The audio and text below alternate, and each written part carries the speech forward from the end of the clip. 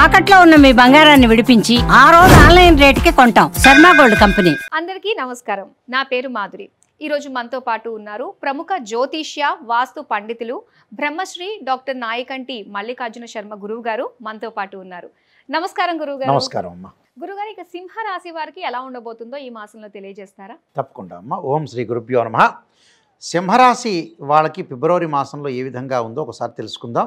ముందుగా గ్రహస్థితి అనేది ఏ విధంగా ఉందో ఒకసారి పరిశీలన చేద్దాం. వృషభంలో గురువు, మిథున కర్కాటక రాశిలో కుజుడు, కన్యలో కేతువు, రవి బుధులు మకర కుంభరాశిలో సంచారం చేయటం, శని కుంభరాశిలో సంచారం చేయటం, రాహు శుక్రులు మీనరాశిలో సంచారం చేయటం జరుగుతుంది.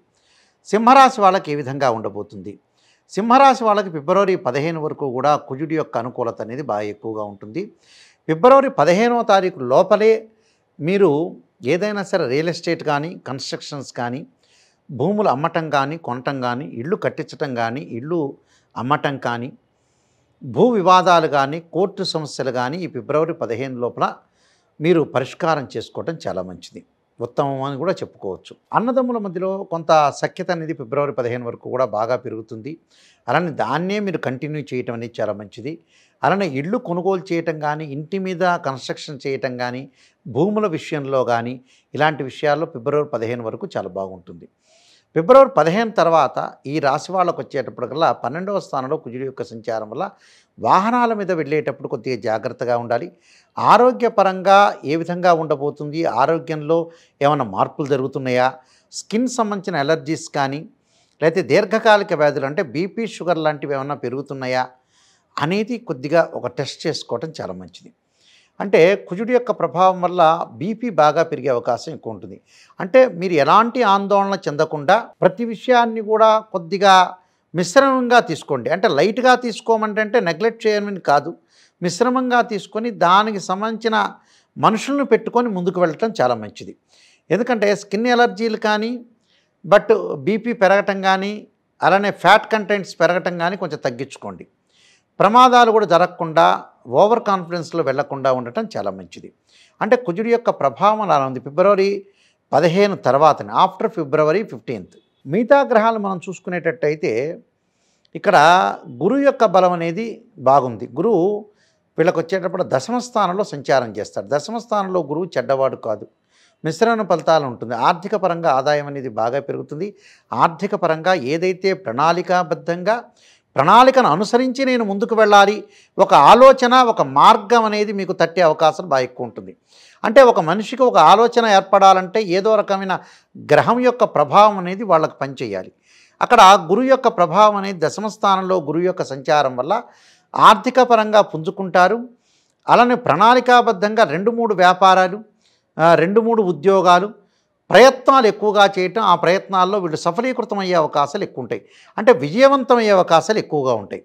దశమంలో గురువు ఇక్కడ చెడ్డవాడు కాదు, మిశ్రమ ఫలితాన్ని ఇస్తుంది. అది క్లియర్గా గుర్తుపెట్టుకోవాలి. ఎందుకంటే గురువు 2, 5, 7, 9, 11 స్థానంలో మంచివాడు, 10వ స్థానంలో మిశ్రమైన ఫలితాన్ని ఇస్తాడు. అలానే ఈ సింహరాశి వాళ్ళకి షష్టమంలో రవి యొక్క సంచారం, షష్టమంలో రవి మంచి చేస్తాడు కాబట్టి ఆరోగ్యం అనేది బాగా మెరుగుపడుతుంది.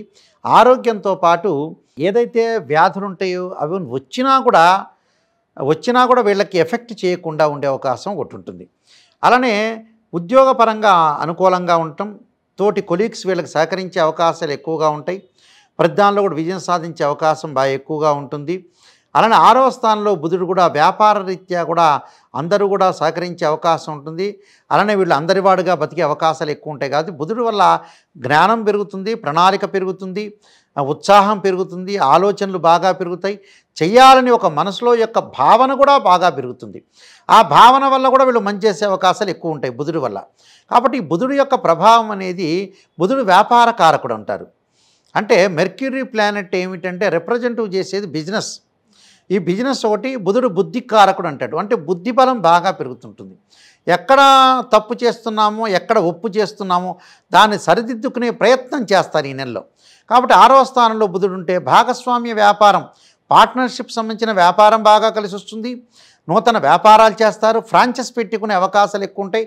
అంటే ఫ్రాంచైజ్ అంటే ఇప్పుడు హైదరాబాద్లో ఒక ఆఫీస్ ఉందనుకోండి, గుంటూరులో పెట్టుకోవచ్చు, విజయవాడలో పెట్టుకోవచ్చు, రాజమండ్రి, ఎక్కడైనా సరే రాజమండ్రిలో పెట్టుకోవచ్చు, కాకినాడలో వైజాగ్ కానీ, కర్నూలు కానీ, కడప కానీ, ఎక్కడైనా సరే వాళ్ళు పెట్టుకునే అవకాశాలు ఎక్కువగా ఉంటాయి. అంటే వ్యాపార రీత్యా విస్తరణ అంటారు, ఎక్స్పాండ్ చేసే అవకాశాలు ఎక్కువ ఉంటాయి. కాబట్టి మొట్టమొదటి 15 రోజులు వ్యాపారం ప్రారంభం చేయండి. నూతన వ్యాపారం బాగా పెట్టుకోవచ్చు, తప్పులేదు. నెక్స్ట్ వచ్చేటప్పుడు ఫిబ్రవరి 15 తర్వాత వ్యాపారం చేయొద్దండి, 15 రోజుల పాటే చేయండి. నెక్స్ట్ వచ్చేటప్పుడు కొంత రవిబుధులు అనేవాళ్ళు కొద్దిగా అనుకూలంగా ఉండరు, మిశ్రమైన ఫలితాలు ఎక్కువ ఉంటాయి. ఆ విషయంలో కొద్దిగా జాగ్రత్తగా ఉండటం అనేది మంచిది. దాని తర్వాత శని యొక్క ప్రభావం, శని పెద్దగా ప్రభావాన్ని ఇవ్వడు. అంటే ఎక్కువగా ప్రమాదం అనేది జరిగే అవకాశం అనేది లేదు. ఇక్కడ 7వ స్థానంలో శని ఉండటం వల్ల ఏంటంటే వివాహ ప్రయత్నంగా ఆటంకాలు జరుగుతుంటాయి. అంటే వివాహ ప్రయత్నాలు ఆటంకాలు, అలానే ఏదో ఒక సమస్య రావటం, ఆ సమస్యకు ఆందోళన పడుతూ ఉంటారు. ఏదో కొంత పనుల్లో ఆలస్యం జరిగే అవకాశాలు ఎక్కువ ఉంటాయి, లేటు జరుగుతుంటాయి. అంటే ఆ పని దగ్గరకు వచ్చినట్టు వచ్చి వెనక్కి వెళ్ళే అవకాశాలు ఎక్కువ ఉంటాయి. అందువల్ల ఆందోళన చెందాల్సిన పని లేదు. మనం దగ్గరికి వచ్చినట్టు వచ్చి ఆ పని వెనక్కి వెళ్ళటం ఒకటి, దగ్గరికి రాకపోవటం ఒకటి, ఇలాంటి స్థితిగతులు ఎక్కువగా ఏర్పడుతుంటాయి. నాకు రాలేదు కానీ ఆందోళన చెందాల్సిన పని లేదు, ప్రధాన ఆందోళన చెందాల్సిన పని లేదు. లైట్గా తీసుకుని ముందుకు వెళ్ళండి. నాకు జరుగుతుంది, నాకేదో ప్రాబ్లం వస్తుందనేది ఆలోచన చేయొద్దండి.